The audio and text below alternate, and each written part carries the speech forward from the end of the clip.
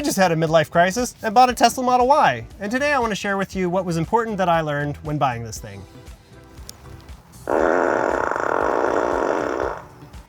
That was the car expelling a fart, and that is a dedicated button on the remote for this car. Not only are you getting a car essentially designed by a genius, but it's also a 12-year-old that likes laser light shows, but will also amaze you with acceleration, but will also disappoint you because it's like driving with a pre-adolescent who's never driven a car for the first time.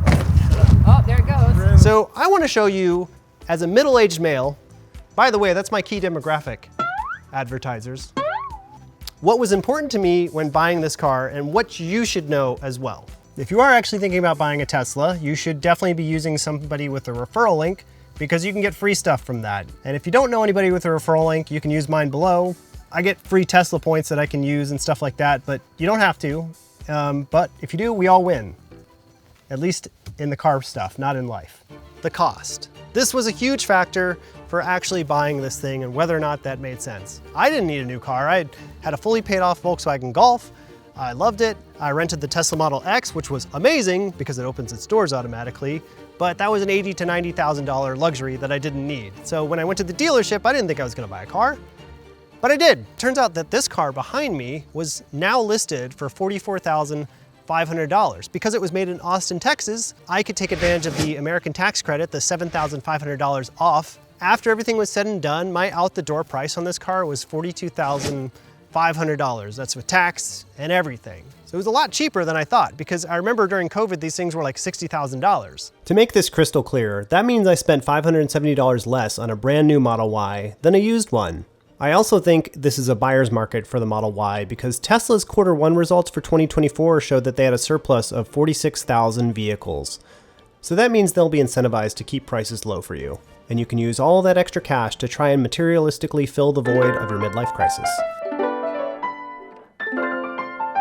So in a nutshell, here's a list of things you're gonna probably love or hate about this car. You will absolutely love the acceleration. Now everyone knows when you buy a battery car, they are fast, and the Tesla Model Y long range is no exception. It's 0 to 60 in 4.8 seconds, which you can buy down to 4.2 seconds, but you don't need to. Here I am taking my mom out for a test drive with her reaction. Whoa, that bangs your head up on the, whoa. This too uphill. Halfway up the hill? Uh-huh. Okay, Yeah. all right, here we go. Whoa. Whoa, yeah.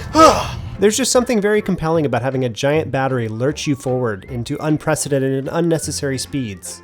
You will hate that there is no physical glove box button. You actually have to go to the touchscreen to do this. In general, I hate touchscreens, but I forgive this touchscreen because it's laid out relatively smartly. A quick flip of your finger will bring up the entire AC system to make you comfortable. It's a little distracting to use because there's no tactile feedback, but they seem to understand that touchscreens have their limitations, and one of the nice things is that they actually have a search bar if you're looking for some obscure function, like the car wash feature. You will love the sound system in this car. It's got nice deep lows and very clear mids and highs. It's basically all produced from the sound bar with a few other speakers in other areas. As an audio tester, this gets my thumbs up. I really like it. You'll be able to listen to all those sad nostalgic songs that remind you of all the things that have now faded from your life. The windshield wipers will go off randomly in the day, even when there's no rain. You will probably not love the suspension in this car, specifically how it pertains to the cup holders. You know, not only are they just kind of a generic size, there's no way for the cups to get secured in there, but also because the suspension is pretty jittery in this thing. Because the weight of the car is all at the bottom, every little bump feels like a pretty significant jitter, and that's even with this 2024 upgraded suspension. What this means is that when you drive around with coffee without a topper on it, it can get out and get all over your brand new car. In the Subaru here with the engine up at the front, the suspension is much more smooth. One thing I can no longer do without is this hold feature. Instead of having to hold onto the brake to not go forward, the Tesla Model Y just holds itself in place. I don't know why nobody else has done this before. And if you like using Apple CarPlay or Android Auto, I'm sorry, Tesla doesn't have those integrated into their system, so you have to put the phone on the side with those. And finally, one of my favorite features is that the car has cameras all around it. That means that if somebody tries to key your car or mess with it, they actually get recorded and you can prosecute them. This is absolutely instrumental if you are getting in a side swipe accident. There is no way that I can impact this. Proving who's at fault for a sideswipe is notoriously difficult. On top of it, if they try to do this, you've got cameras. Your neck is hurt. Come on. Okay, that's okay, son. My grandson's neck is hurt. So here's my insurance rate. Well, if your son's neck's hurt, do you want to call an ambulance? No. Full self-driving. Now, I've got the car driving itself right now, and I'm monitoring it, but my God, this, for a car to drive itself is amazing.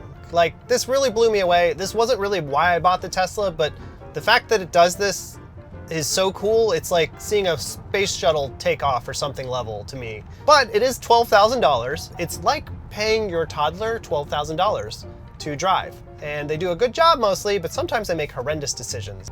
As you can see, it does nothing to avoid potholes or obstructions in the road. Something that I was kind of worried about was like, what if there's a bag of nails on the ground or something like that? Is it gonna dodge it?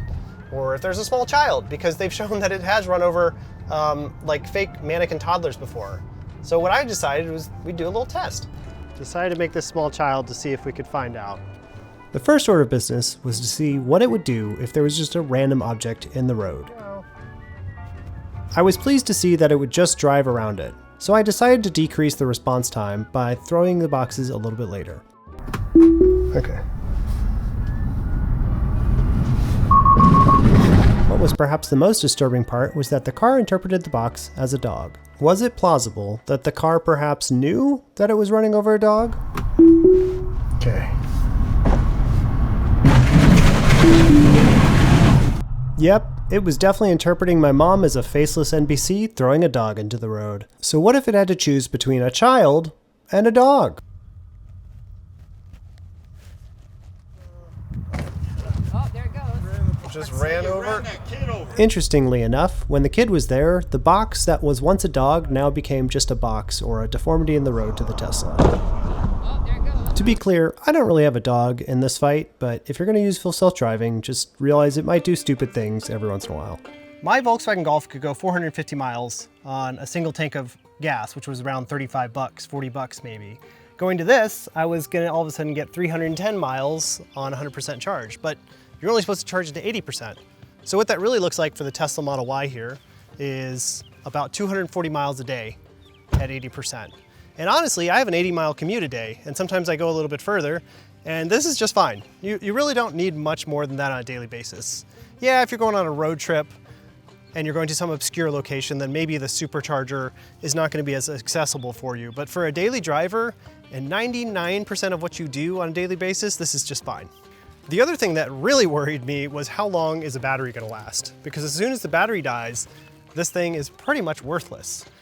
Now, I read the Elon Musk tweet about it lasting anywhere between 300,000 and 500,000 miles. And through that and looking at a few YouTube comments of people who had talked about how long theirs had lasted without too many issues or anything like that, it seems like it's actually somewhat true. These things do last quite a while, except for a few anomalies out there. My Volkswagen Golf was driven for 8 years and it had 131,000 miles on it. And at 8 years, I was ready to get rid of it. Like, I had used it and I was parting ways with it and it was just fine. So if my Tesla here can last 8 to 10 years, you know, and go like 200,000 miles, I've gotten my money out of it. Are you going to save on gas? The answer is no. That's the short answer anyways. The long answer is,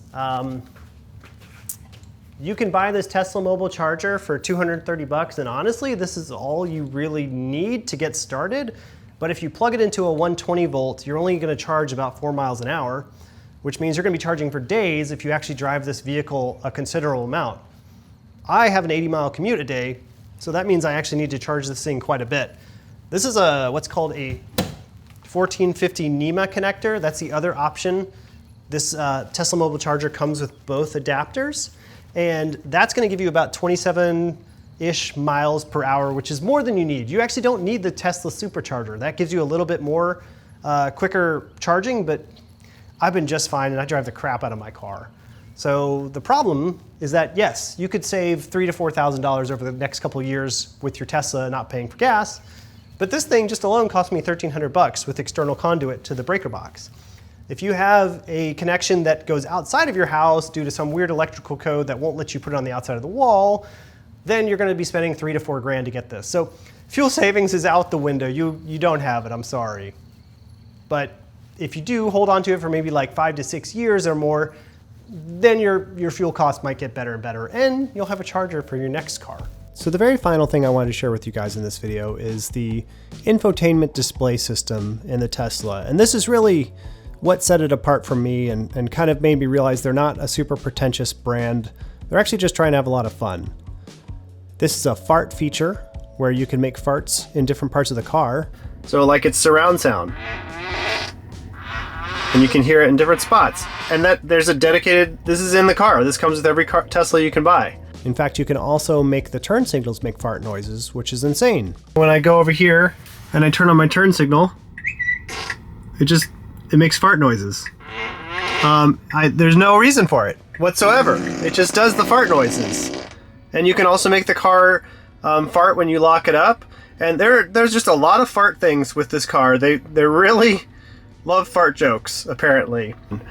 There's really the quality of life features in this car are kind of amazing, and it's really the thing that made me fall in love with this car, and kind of was one of the final reasons I decided to pull the trigger aside from the price. I was like, you know what, I love this car is so much fun.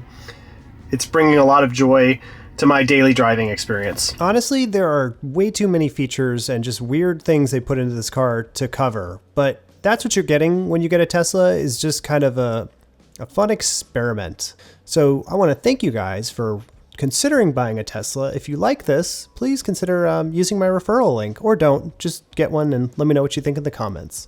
I want to give a special shout out to my parents for helping me occasionally when I was making this video.